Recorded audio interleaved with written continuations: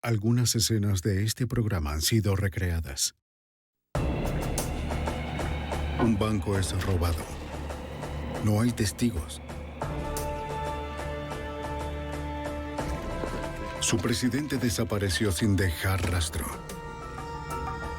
Cuando un cadáver apareció, la investigación criminal aumentó de forma seria.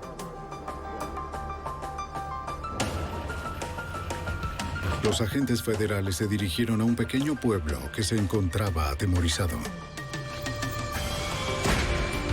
La evidencia se acumula, no tienen sospechosos evidentes. El centro de comercio es bombardeado. Ted Kaczynski es arrestado.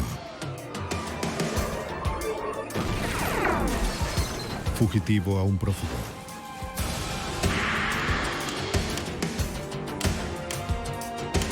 Los archivos del FBI. Cuando en la pequeña comunidad de Noel, Missouri, descubrieron que su banco fue robado, estaban impactados. Y cuando el presidente del banco desapareció, se indignaron. Pero las cosas no siempre son como parecen. Y cuando las pistas comenzaron a surgir, los hechos fueron más horribles de lo que nadie hubiese imaginado. Soy Jim Castron, exdirector del FBI en Nueva York.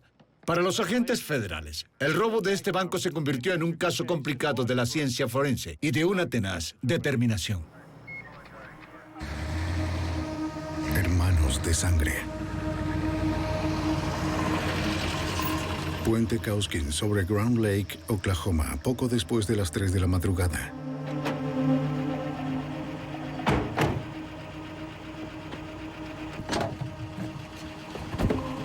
El lago es famoso por su navegación y la pesca. Pero esta noche será la escena de algo mucho más siniestro.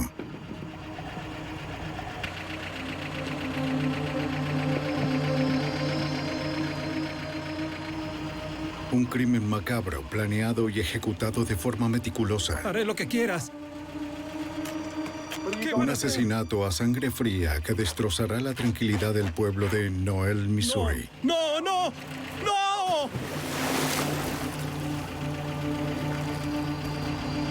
Vámonos.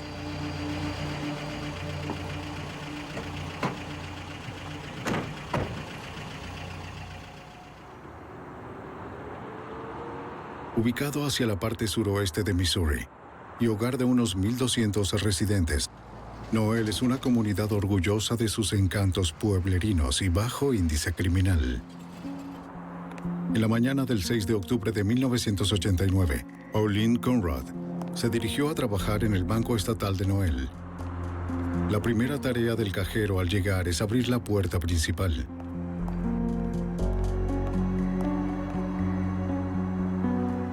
Pero Conrad encontró las puertas abiertas. Pensó que quizás el presidente del banco, Dan Short, había llegado temprano. Pero mientras recorría el banco no vio a nadie.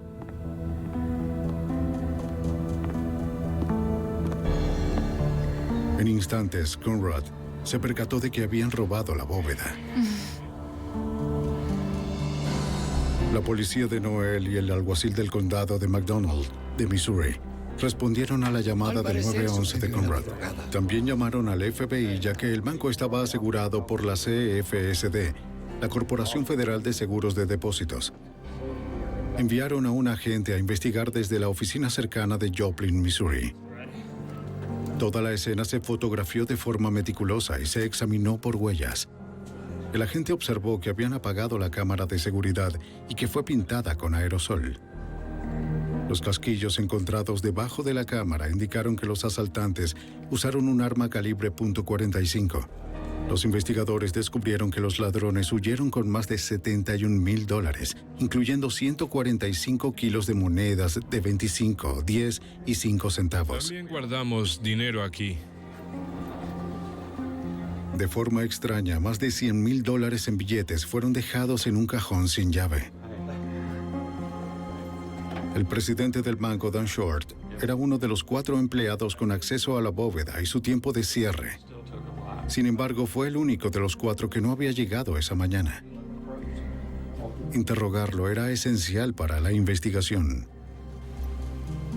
El vicepresidente del banco, Mark Ullman, le dijo a los investigadores que Short tenía pensado trabajar hasta tarde la noche anterior. El temporizador de la bóveda no fue activado esa noche. Dan fue a trabajar y tenía la costumbre de hacerlo hasta tarde, a diferentes horas en la semana, pero esa noche en particular lo puso en espera, de modo que pudiera regresar después y abrir la bóveda de forma manual. Los agentes se preguntan si de hecho Dan Short regresó al banco esa noche. El alguacil condujo hasta la casa de Short en Arkansas, cerca de la frontera de Missouri. Pero no había nadie en casa y su camioneta roja no estaba. La ausencia de Short alarmó a los investigadores. No podían evitar preguntarse qué papel jugó el banquero en el robo. En pocas horas se esparció la noticia del crimen en la comunidad asombrada. Noel es una ciudad pequeña, con su industria principal, la planta procesadora, tiendas pequeñas y comerciantes. Una ciudad tranquila, con turismo en sus ríos en el verano, ese tipo de cosas. En pocas palabras, una ciudad pequeña común. Estos tipos de crímenes no sucedían aquí. Reportes sobre el asalto y la desaparición del presidente del banco inundaron los noticieros de Noel. Los investigadores recibieron muchas llamadas de la comunidad ofreciendo ayuda. Una llamada de un empleado en la industria Sibley, afuera de la ciudad, dio a los investigadores su primera pista. Escuche, llegué esta mañana y vi esa camioneta estacionada. Reportó una camioneta roja abandonada en el estacionamiento de la fábrica. La camioneta estaba registrada a nombre de Dan Short. Los investigadores encontraron envoltorios de monedas aquí. esparcidos en la parte trasera. Un paquete de centavos. Se revisó la camioneta para buscar huellas, pero solo se identificaron las de Short. Hay que investigar todo. Sí, correcto. El hallazgo de la camioneta aportó al agente del caso, el veterano con 19 años en el FBI, Ladell Farley, varios escenarios a seguir. Al final del primer día, no sabíamos si se trataba de un banquero secuestrado o si el banquero, el señor Short, había huido con el dinero. Se revisaron los movimientos de su tarjeta de crédito, se recorrieron los aeropuertos, se revisaron las agencias de alquiler de autos por si había rentado uno. Pero sobre todo buscamos su cuerpo, con vida o no, en los alrededores de Noel. Aún con él desaparecido, los investigadores obtuvieron una orden de registro para la casa del presidente, esperando encontrar algo que los llevara a su paradero. Policía estatal, ¿hay alguien en casa? Señor Short. Adentro todo estaba tranquilo.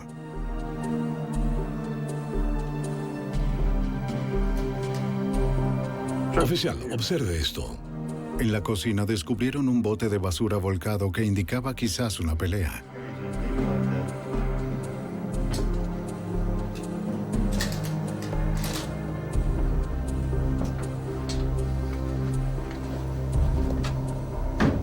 Revisaron cada habitación. Mike, ven un momento.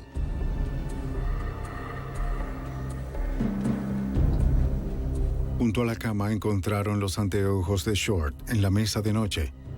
No iba a ningún sitio sin ellos. Gracias. Parecía que el banquero salió apresurado. Es posible que se haya ido y... Sí. Aún así, era imposible determinar por la búsqueda si había huido o si fue secuestrado. Sin señales de Short, los agentes recorrieron su vecindario buscando una pista. Una vecina, Carol Dryden, recordó ver varios vehículos detenerse en el garaje de Short la noche del robo. El fiscal auxiliar Mike Jones estuvo involucrado en la investigación. Según Jones, la declaración de Dryden fue crucial. Entonces decidimos darles uno. Cerca de las 2 de la mañana, lo cual nos dio el primer marco temporal. Ella vio luces de autos en la propiedad de Dan Short y luego entre 15 o 20 minutos los vio alejarse del garaje. Pero el testimonio de la vecina no puso al FBI en camino de encontrar a Short. El alguacil del condado McDonald, Don Leishman, era un investigador principal en el caso y coordinó la búsqueda masiva por el banquero en el área cercana a Noel. Establecimos centros de comando en la zona oeste de Noel. Se desplegaron grupos con rutas a recorrer. La patrulla tenía su helicóptero y nosotros nuestros aviones. Comenzamos una búsqueda por tierra y desde el aire. Partiendo de la ubicación donde se encontró la camioneta de Short, equipos de búsqueda registraron el área en círculos concéntricos, esperando encontrar un rastro de Short en las cercanías. 5 días después del crimen, aún no había rastros del presidente del banco. Mientras se expandía la búsqueda a Farley y 22 agentes de la oficina de Kansas formaron equipo especial con la fuerza policial local. Para albergar ese número de personas, el FBI estableció comandos en la armería del lugar. Mientras desempacaban, seguían llegando pistas de los residentes. Un dato provino del camionero Buddy Mills. Tras escuchar sobre el asalto, Mills le informó a la gente lo que vio en la carretera de Noel la mañana del robo. Fue a las 3 de la mañana. Al regresar del trabajo cerca de las 3 de la mañana, él vio 3 vehículos saliendo de la ciudad. Uno de ellos coincidía con la descripción de la camioneta roja de Short. Avanzó junto con una camioneta bicolor. La otra camioneta oscura siguió a Mills por un tiempo, hasta que tomó la ruta hacia la cercana Arkansas. Esto concordó con los autos que Carol Dryden recordó ver fuera de la casa de Short a las 2 de la mañana. El relato de Mills reforzó el marco temporal para el crimen. Farley se reunió con la ex esposa del presidente del banco, Joyce, quien estuvo casada con Short por 25 años. A pesar de su reciente separación, Joyce destacó que era un padre amoroso con sus 2 hijos. ¿Quieres hablar un poco con usted sobre su esposo? Tras trabajar muy cerca de él en el banco durante algunos años, nunca presenció ninguna irregularidad. Sin embargo, Short era el único sospechoso del FBI por el momento, y luego de varios días de búsqueda, seguía desaparecido. El 11 de octubre, una pareja que pescaba en Grand Lake, más allá de la frontera estatal de Oklahoma, buscaba un buen lugar para lanzar el sedal. Se dirigieron a su lugar sombreado favorito. Esperando atrapar a algún róbalo, avistaron lo que parecía un grupo de algas flotando en el agua. Al acercarse, hicieron un descubrimiento espantoso.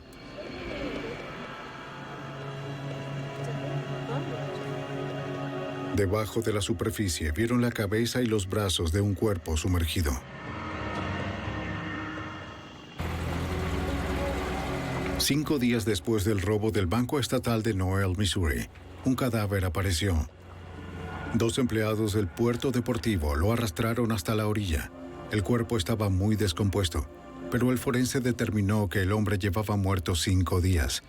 Luego de que alguien muere, las bacterias comienzan a romper los tejidos blandos de los órganos, liberando compuestos gaseosos. ¿Crees que sea caucásico? Después de varios días, los gases llenan el cadáver y pueden elevar el cuerpo sumergido a la superficie. El alguacil Don Schlesman recordó que los restos hinchados trajeron otros objetos del fondo del lago. Tenía atados una cadena, un bloque de concreto y parte de una silla.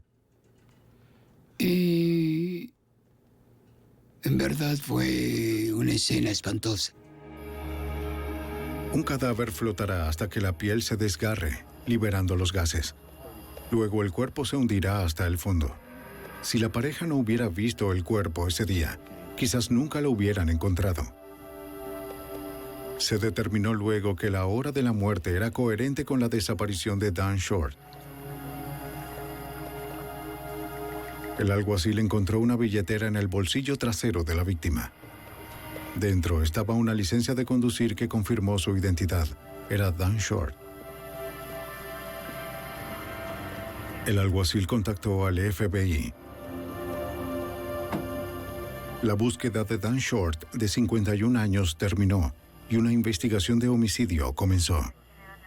Su aparición, la cual desafiaba a las personas que lo asesinaron, nos dio información sobre lo que sucedió y también el enfoque que requeríamos en la investigación para poder dirigir nuestros recursos en adelante.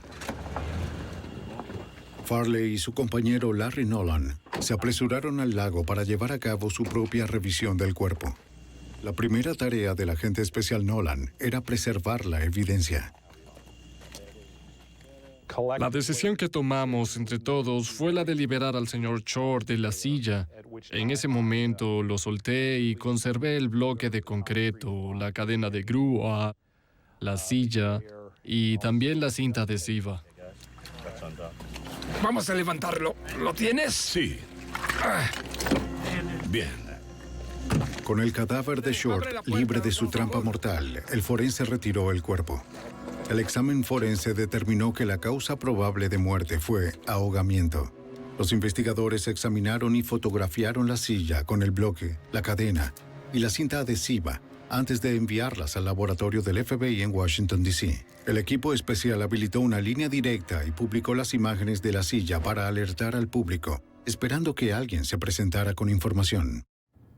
Era obvio por el análisis de la silla y de los equipos, por así decirlo, que le ataron el cuerpo y por la ubicación de Short, que murió de una forma espantosa. Todo indicaba que estaba consciente cuando fue arrojado del puente unos 10 metros hacia el agua. La línea directa se abarrotó de llamadas que ayudaron a construir un expediente de más de 80 sospechosos. Según el alguacil Don Schlesman, un dato prometedor provino de un interlocutor anónimo, quien instó a los investigadores a que interrogaran a dos hermanos, Joe y Shannon Agofsky. La central del Departamento de Policía de Joplin recibió una llamada anónima de alguien que dijo que los Agofsky tenían muchas monedas en su posesión y muchas eran las monedas desaparecidas del banco. El FBI rastreó a Joe Agofsky, de 23 años, en un depósito de chatarra en el sur de Noel. El dueño señaló a los agentes hacia donde Joe trabajaba en su auto. Sí, claro, está trabajando allá en el patio. ¿Es el del chaleco negro? Sí. Bien, gracias. ¿Cómo estás? ¿Eres Joe Agofsky? Sí, señor. Joe dijo que la noche del robo estuvo en la casa de su novia a más de 64 kilómetros de Noel. ¿Podemos hablar con ella? ¿Vive por aquí en el área? Sí, señor. Bien, excelente. También estamos interesados en unas armas calibre .45. Se mostró colaborador y les dijo que tenía dos armas calibre .45. El mismo calibre del arma que se usó para hacer disparos en la cámara de seguridad. Le preguntaron si podían probar las armas. Joe aceptó e indicó a los investigadores que las armas estaban guardadas en su casa. Su hermano Shannon, de 18 años, estaría allí para atenderlos. ¿Dónde está la mesa de tu hermano? Ahí. Cuando los agentes llegaron, Shannon Agofsky les mostró dónde tenían las armas guardadas. Shannon le dijo a los investigadores que la noche del asesinato estaba en la casa de su madre, donde aún vivía en el momento del crimen. Muy bien. No hay problema si no las llevamos a la comisaría. Después de disparar ambas armas, los agentes enviaron los casquillos al laboratorio del FBI. Los examinadores determinarían que no coincidían con las encontradas en el banco.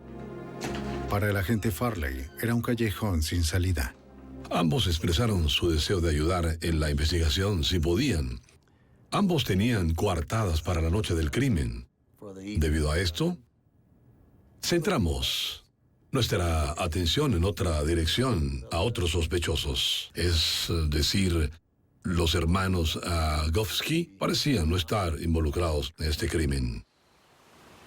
De vuelta a Grand Lake, Oklahoma, donde se recuperó el cuerpo de Short 2 días antes, el residente Roddy Foreman estaba pescando con su hijo e hija cuando hizo un descubrimiento curioso en la orilla. Encontramos una clavija de madera, como el soporte de una silla, y eso estaba fuera de lugar. Junto a la parte de la silla, Foreman encontró un trozo de cinta adhesiva. Habiendo visto las fotos en el periódico, pensó que podría ser parte de la silla encontrada con el cuerpo de Short. envió a su hijo a buscar bolsas plásticas en su casa para preservar su hallazgo. El alguacil Don Schlesman y su compañero condujeron hasta Oklahoma para interrogar a Foreman sobre su descubrimiento. Me preguntaron, ¿tienes una pieza de evidencia? Y les dije, no sé si es evidencia, encontré un trozo de cinta adhesiva. Y su respuesta fue, Dios mío, ¿no es maravilloso? Estaban buscando huellas, y tan clara como el agua había una huella allí. La huella parecía estar hecha de grasa de carro, inmune al agua del lago. Pero los investigadores aún tenían que probar que la cinta fue usada en el crimen. A pesar de que la cinta contenía huellas, esa pieza de evidencia no era relevante a menos que se demostrara que era parte de la silla o del objeto en el cual el señor Short fue ahogado.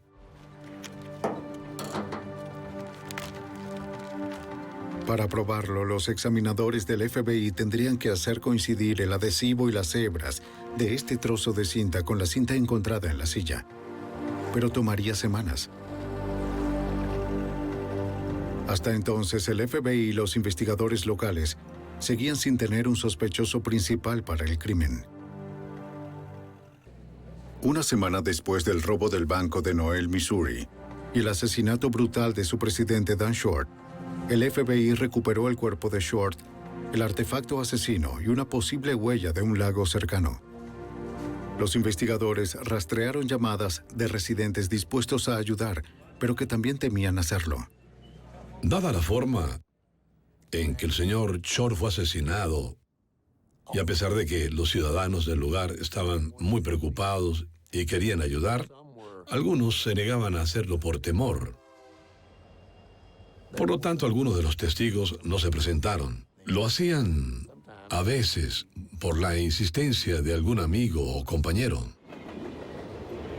Farley recibió una llamada de un hombre que afirmó que un amigo podría tener información sobre la cadena de grúa enrollada en la silla, donde ahogaron a Dan Short. El nombre del amigo era Wayne Butane. Butane era dueño de una cadena de grúa que fue robada hacía poco. Aunque notificó a la policía, la cadena nunca fue recuperada. Sospechaba que los Agofsky la robaron. Farley le mostró a Butane las fotos de la cadena que los investigadores recuperaron del lago.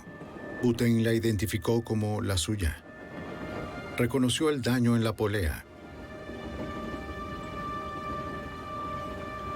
Vio el dispositivo por última vez en la casa de Sheila Agofsky, donde antes vivió. Butane aceptó hacer la prueba del polígrafo y la pasó. Otro acontecimiento importante en el caso fue la comprobación de que la cadena de grúa que estaba amarrada con cinta a la silla era propiedad de Wayne Butane, que la dejó en la residencia de Sheila Agofsky, unos días antes del asesinato del señor Short. Basado en la declaración de Butane, Farley decidió interrogar de nuevo a los Agofskys.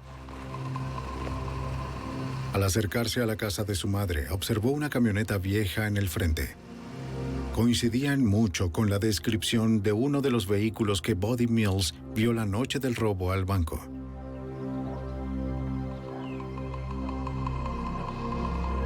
¿Puedo ayudarlo en algo? Sí, señora. Farley interrogó a Sheila sobre la cadena de grúa desaparecida, pero ella afirmó no recordar nada. ¿Y una cadena de grúa como esta? También corroboró la coartada de Shannon, diciendo que estuvo en su casa la noche del robo. No sé nada al respecto. No tengo idea. Está bien. Está bien. No puedo ayudarlo en nada. Aprecie su tiempo. Estaremos en contacto. Farley se fue, sospechando que ella sabía más de lo que decía.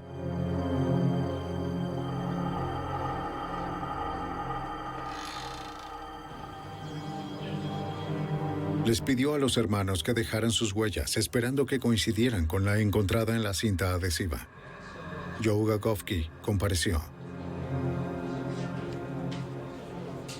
Cuando le preguntaron por la cadena, le dijo a Farley que recordó verla en la casa de su madre. Sin embargo, no sabía que había sido de ella.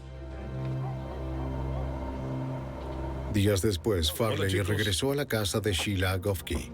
Soy el agente especial Farley. Ahí encontró a Shannon con un amigo con el nombre de Gan Sanders. Tras haber conseguido las huellas de Joe, Farley trató de convencer a Shannon de dar las suyas también. Facilitaría mucho las cosas. Quizás te eliminaría como sospechoso. Joe Agofsky fue muy colaborador y dejó sus huellas al pedírselas, sin dudarlo. Mientras que Shannon fue evasivo e indeciso. No tenía intenciones de colaborar. Gan Sanders observó con detenimiento. Shannon repitió la historia de su madre, indicando que no sabía nada sobre la cadena de grúa. Los veré luego, muchachos. Le prometió a Farley que iría luego a la comisaría a dejar sus huellas, pero nunca apareció. Aunque al principio Farley descartó a los Agofsky como sospechosos, notó que lo que Shannon y Joe recordaban sobre la cadena era contradictorio. Ahora decidió examinar más a fondo sus antecedentes. Al investigar los registros financieros de la familia, Farley descubrió que 9 años antes ambos recibieron dinero por un arreglo con el seguro, después de que su padre muriera en un accidente aéreo. La opinión general era que aún tenían bastante dinero, haciéndolos candidatos poco probables para el robo de bancos. Pero Farley descubrió que no era así. Aun cuando todos recibieron una cantidad de dinero considerable, en ese momento, Joe gastó su parte. Su madre gastó gran parte de su porción. Y Shannon Agofsky aún tenía gran parte del dinero en un fondo, pero no estaba disponible hasta cumplir 21 años. Los agentes descubrieron que hacía poco ambos hermanos compraron autos con efectivo. Sin embargo, ninguno trabajaba.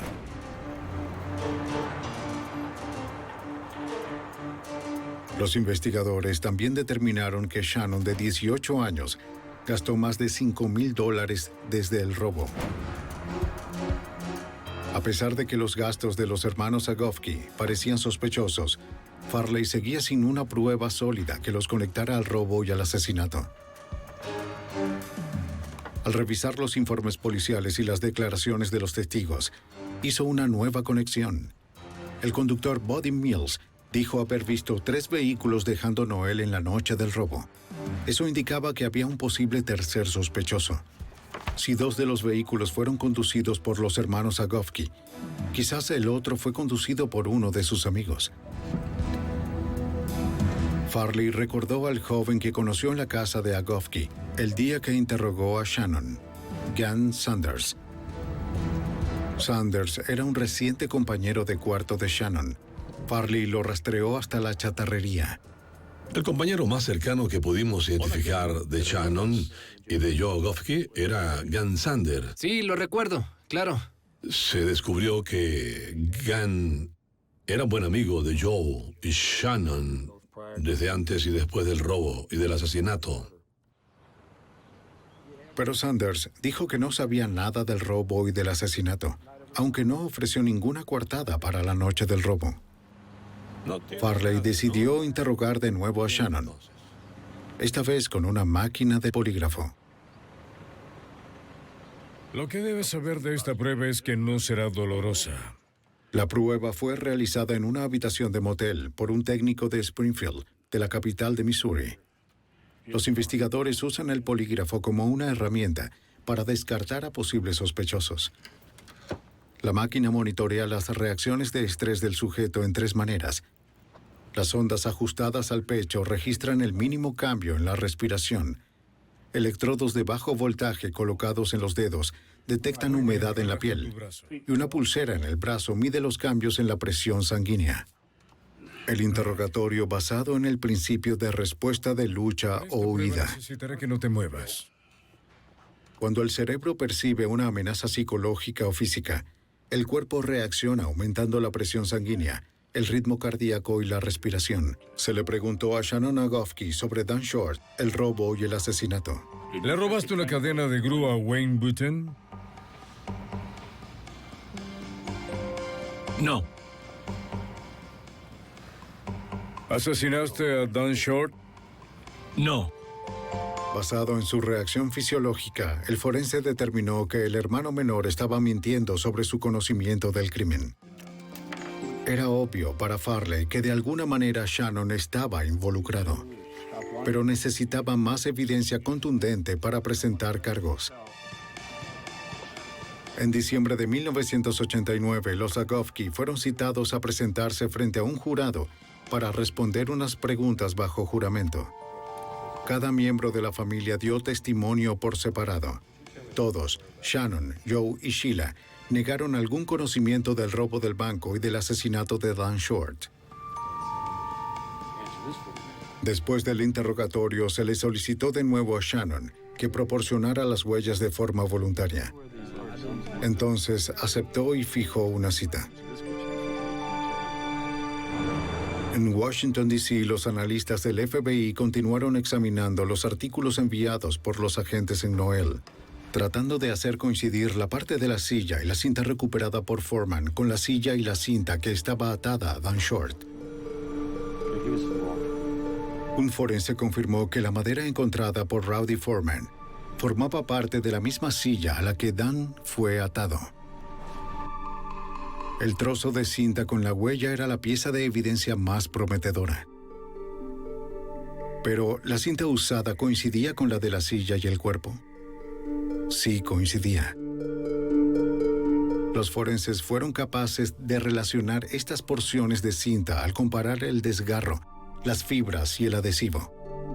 La cinta encontrada por Foreman tenía 2 huellas en ella. Compararon las huellas con las de Joe Agofsky, pero no coincidieron. Farley recordó que este descubrimiento no fue una mala noticia. El forense de huellas me notificó que las encontradas en la cinta eran similares a las de Joe Agofsky, pero no idénticas. Y me advirtió que las huellas de hermanos a menudo eran similares en su patrón. Por lo tanto, obtener las huellas de Shannon Agofsky era imprescindible. A pesar de que le dijo al gran jurado que suministraría sus huellas, Shannon nunca lo hizo. Pero esta vez Farley obligaría a Shannon a cumplir al presentarle una citación. De mala gana, Shannon Agofsky concedió sus huellas al FBI 5 meses después del robo y del asesinato. Dado que comparar sus huellas con las encontradas en la cinta tomaría semanas, Shannon era libre de irse. Pero el agente Farley no se quedó de brazos cruzados. Sabía que Gus Sanders era cercano a ambos y quizás sabía más del crimen de lo que declaró. Así que decidió confrontarlo.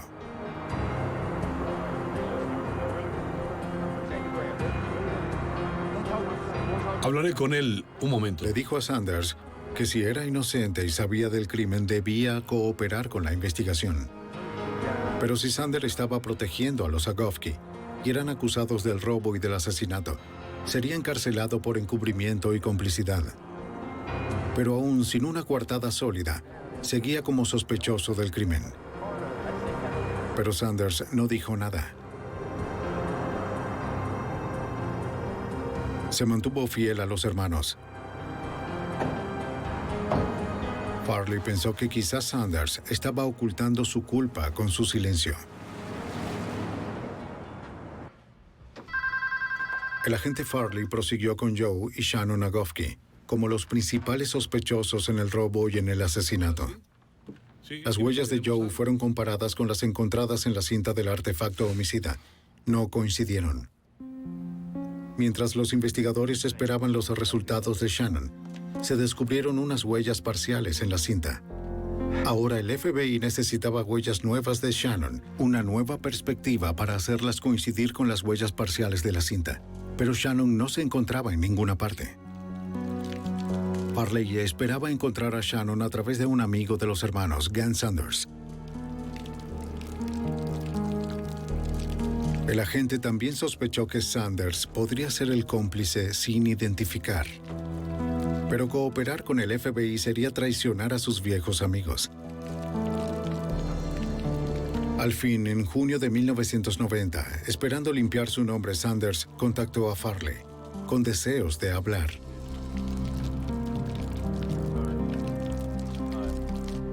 Los investigadores le dijeron a Sanders que pensaban que él había ayudado a cometer el robo del banco y el asesinato con los hermanos Agofsky. Pero Sanders afirmó que no tenía nada que ver con el crimen. Sin embargo, sí admitió su participación en un incidente más reciente. Una noche de finales de diciembre de 1989, Shannon y Joe Agofsky irrumpieron en una casa en Missouri y robaron varios rifles. Los hermanos se reunieron con Sanders más tarde esa noche ajustando la segunda parte de su plan de acción. Al día siguiente, Sanders y Shannon condujeron más allá de la frontera con Arkansas y vendieron las armas. Era una infracción federal. Sanders recordó otra ocasión cuando los hermanos trataron de convencerlo de participar en otro crimen más violento, meses después del asesinato de Dan Short. El alguacil Don Schlesman recordó cómo los Agofsky trataron de reclutar a Sanders. Y le dijeron, no haremos más cosas infantiles. Vamos a asaltar un lugar y quizá haya disparos, porque tienen guardias armados. Y si en verdad no quieres matar a nadie, mejor nos lo dices para llevarte de vuelta a casa. Gan les dijo que no quería estar involucrado en algo como esto, así que dieron la vuelta y lo llevaron a casa. Al cooperar con el FBI, Sanders hizo un trato por su papel en la venta ilegal de armas y fue puesto bajo libertad condicional. También fue descartado como tercer sospechoso en el robo del banco, pasando la prueba del polígrafo 3 veces. Con la ayuda de la declaración de Sanders, Farley emitió una orden federal para Shannon Agofsky. Fue acusado por transportar y vender armas fuera de la frontera del estado. Dado que Joe no estuvo involucrado en la venta, no fue acusado. Las autoridades ubicaron a Shannon en un pueblo en Arkansas varios meses después. Manos arriba, salga, salga. Al arrestarlo, la policía revisó su auto y encontró varios bolsos con monedas en el maletero. Shannon fue entregado a las autoridades en Missouri y fichado en la Corte Federal de Springfield. Andando. Mira aquí. Bien. Mientras era procesado, Farley obtuvo el conjunto de huellas de Shannon que los forenses estaban esperando. El laboratorio del FBI necesitaba una vista frontal y otra posterior de las huellas para compararlas con las dos huellas parciales en la cinta usada en el asesinato de Dan Short. Pero su hermano mayor Joe seguía libre y Farley tenía poca evidencia para conectarlo a los crímenes. Los investigadores sabían que los hermanos seguían en contacto mientras Shannon estaba en prisión. Dado que todas sus conversaciones eran grabadas, los agentes echaron un vistazo a la relación de la familia Agofsky. Shannon hizo algunas llamadas a su madre y a Joe. Según el fiscal auxiliar Mike Jones, una llamada fue incriminatoria en particular. Shannon le preguntó a Joe si era posible que armáramos un caso contra él, y Joe le dijo que no seríamos capaces de relacionarlo con la escena. Farley sabía que los hermanos estaban preocupados, pero la llamada no fue suficiente para arrestar a Joe. Luego, unos días después, al fin recibió los resultados del laboratorio. Esas huellas resultaron ser las huellas de Shannon Agofsky. Se determinó que la cinta provenía de la silla en la cual el señor Short estaba atado. Por lo tanto, ese trozo de cinta se convirtió en la pieza de evidencia más importante en el caso. Ahora Mike Jones tenía un caso sólido contra Shannon. Sabíamos que íbamos a acusar a Shannon una vez que obtuviéramos esas dos primeras huellas y luego nos concentraríamos en Joe para tratar de armar un caso en su contra. Encontrar evidencia en contra de Joe fue una tarea difícil. nada lo relacionaba de forma directa con el crimen. De nuevo, Farley revisó los registros financieros para ver cuánto había gastado Joe. Tratamos de identificar todas sus transacciones en efectivo y así determinamos que había gastado unos $19,000 en efectivo durante los 16 meses que siguieron al robo. Durante este tiempo estuvo desempleado y no había explicación lógica para que tuviera tanto dinero. Analizando los registros telefónicos de Joe, Farley hizo otro hallazgo importante. Joe hizo varias llamadas de larga distancia a la casa de su novia durante los días previos y posteriores al robo. Sí. Las llamadas destruyeron su coartada. Joe declaró que se quedó con ella todo el tiempo. Contactaron a Sanders para un interrogatorio adicional, esperando que pudiera decir más sobre la implicación de Joe. Sanders les contó a los agentes sobre una conversación que tuvo con ambos hermanos. Ese suceso ocurrió en la chatarrería de Sammy Skaggs. Los tres trabajaban en uno de los autos y Sammy Skaggs les informó que el banquero de Joplin había venido a buscar su auto. Al parecer, eso generó un comentario, creo que de Joe, sobre lo que debían hacer los tres era seguir a un banquero, seguirlo hasta su casa, atraparlo, secuestrarlo y forzarlo a llevarlos al banco y abrir la bóveda. En ese momento, Sanders estuvo de acuerdo en que sería una forma fácil de hacerse rico. El plan mostró de forma siniestra lo que pudo haberle pasado a Dan Short. Era obvio para el FBI que los hermanos tenían el conocimiento, el motivo y la oportunidad de llevar a cabo el homicidio y el robo. Basados en la evidencia reunida, Joe Agofsky fue arrestado más de 2 años después del espeluznante crimen. Ambos hermanos fueron acusados de 3 cargos federales relacionados al robo del banco y al asesinato. ¿Pero la evidencia sería tan sólida como para condenar a los hermanos? Los investigadores confiaban en que sí. Casi 3 años después del robo al banco y cruel asesinato, el agente del FBI, Ladell Farley, entregó a los fiscales toda la evidencia que el equipo especial había reunido. Al revisar sus expedientes, los agentes le describieron los planes y acciones de los Agofskys al fiscal auxiliar Mike Jones y sus colaboradores. Estaban decididos a probar sin duda alguna que los hermanos cometieron el crimen. El FBI descubrió que Joe Agofsky, al requerir información sobre la oficina del banco, había abierto una caja de depósito semanas antes del crimen. El vicepresidente del banco, Mark Allman, les dijo a los investigadores que Joe tenía especial interés en Dan Short. Insistió en preguntar quién era Short y dónde vivía. Es nuestro presidente. ¿Quieres conocerlo? No, gracias. Solo preguntaba quién era. Al regresar a casa, Joe dibujó planos del banco y planeó el crimen con Shannon. Decidieron hacer el trabajo antes del amanecer para que no hubiera testigos. Entrarás por la puerta principal. Una vez dentro, quiero que inhabiliten las cámaras. De acuerdo, bien. Para entrar a la bóveda, necesitarían a alguien que tuviera las llaves y supiera la combinación. Para eso secuestrarían a Dan Short, el presidente del banco, y lo obligarían a abrir la bóveda. Después necesitaban asegurarse de que nunca más hablara. Así que una vez que tengamos esa combinación será... Pensaron que sería dinero fácil. La vida sería buena con su nueva fortuna. Ahora limpiemos esas armas. En las primeras horas del 6 de octubre, Joe y Shannon Agofsky pusieron su plan en marcha. Actuando como un vigía estaba un cómplice no identificado, quien condujo la camioneta azul. Era el mismo vehículo que la vecina Carol Dryden recordó ver cerca de la casa de Short una semana antes de su secuestro. Los hermanos cargaron la camioneta de su madre con el equipo que necesitarían para cometer el crimen.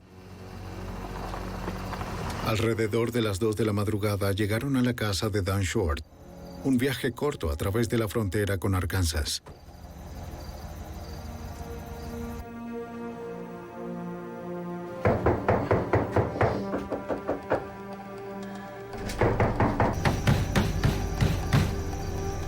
Poco después, él despertó de un sueño profundo.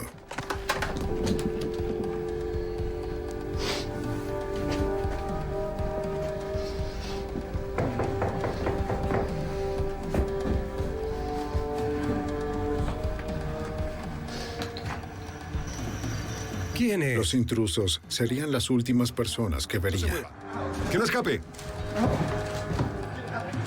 Short trató de huir, pero no tuvo oportunidad con los hermanos y su cómplice. ¿Dónde están las ¡Dios llaves? mío! ¡Las llaves! ¿Qué llaves? Lo amenazaron Están con ahí. matarlo a menos que entregara sus llaves del banco. No me hagan daño. Tengo hijos. ¡Cállate! Silenciándolo, los intrusos arrastraron afuera a Short. El horror continuó mientras empujaban a Short en el asiento delantero de la camioneta.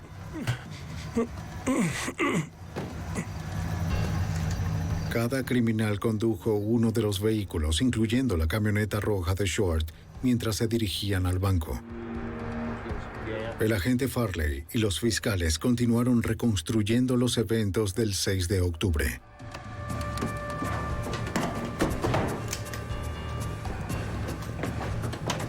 Los Agofsky y su cómplice se detuvieron en el banco, un recorrido breve desde la casa de Short. Arrastrando a su rehén, los ladrones abrieron la puerta principal del banco y entraron con rapidez. Las alarmas no sonaron porque Short había pasado por alto a activarlas. Nadie sería capaz de imaginar lo que estaba a punto de suceder. Vamos, al escritorio. Después de arrancar la cinta adhesiva de su boca, Al escritorio. llevaron a Short a la bóveda y tomaron las llaves de la caja. Luego lo obligaron a decirles la combinación. 43 derecha. Está abierta. Una vez dentro, tomaron todo lo que estaba a su alcance y se largaron. ¡Vamos o te vuelo la cabeza! ¡Andando! Arrojaron el dinero a la camioneta. Temiendo por su vida, Short cumplió con cada una de sus demandas, pero los ladrones lo golpearon con la pistola y lo dejaron inconsciente. En su camino hacia las afueras de Noel, Buddy Mills se cruzó con los hermanos. Después de pasar la intersección, los tres vehículos aceleraron, los dos primeros dirigiéndose a Grand Lake.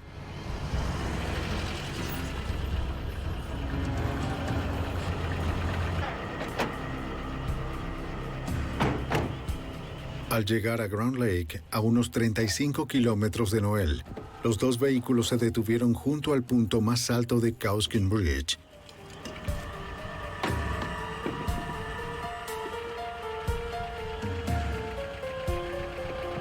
Allí, Shannon y el cómplice desconocido se prepararon para matar a Short, ahogándolo. En su apuro, Shannon se quitó sus guantes para asegurar un trozo de la cinta.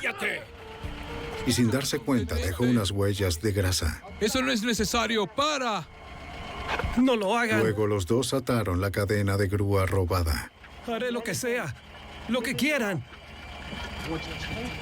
Al terminar, cargaron a Short sobre el puente. No. No, no. Y lo lanzaron abajo, a las aguas oscuras.